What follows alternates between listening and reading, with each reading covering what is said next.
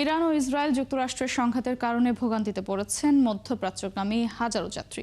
বেসামরিক বিমান চলাচল ও পর্যটন কর্তৃপক্ষ জানিয়েছে, মধ্যপ্রাচ্যের বিভিন্ন গন্তব্যে গত 7 দিনে 230টি ফ্লাইট বাতিল হয়েছে।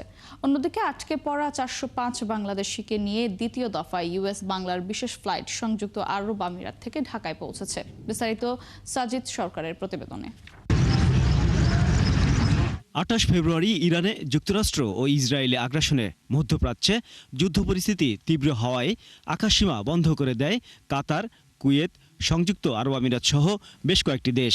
এতে দুবাই, দোহা ও আবুধাবির মতো বড় এভিয়েশন হাবগুলোতে আটকা পড়েন হাজার হাজার যাত্রী। আটকা পড়া যাত্রীদের দেশে ফেরাতে ইউএস বাংলা এয়ারলাইন্সের একটি বিশেষ ফ্লাইট শুক্রবার ভোরে দুবাই থেকে হজরত শাহজালাল আন্তর্জাতিক বিমানবন্দরে পৌঁছায়।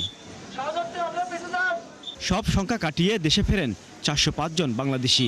নিরাপদে দেশে ফিরে স্বস্তি প্রকাশ করেছেন যাত্রীরা।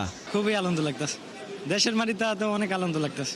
ভয়াবহ কঠিন দিনা যাইতেছে, কিন্তু এখন আসাতে অনেক ভালো লাগতেছে। অন্যদিকে বাংলাদেশ থেকে সৌদি আরব এবং ওমান ছাড়া মধ্যপ্রাচ্যের বিভিন্ন দেশের গন্তব্যে বিমান চলাচল বন্ধ থাকায় চরম ভোগান্তি ও কাজের অনিশ্চয়তায় পড়েছেন প্রবাসী কর্মজীবী ও যাত্রীরা।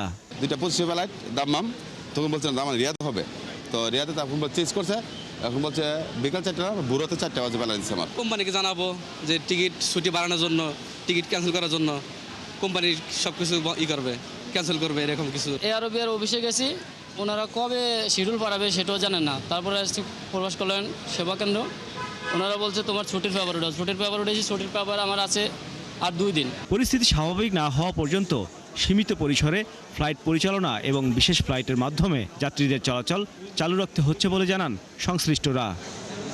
সাজিদ সরকার, 71, ঢাকা।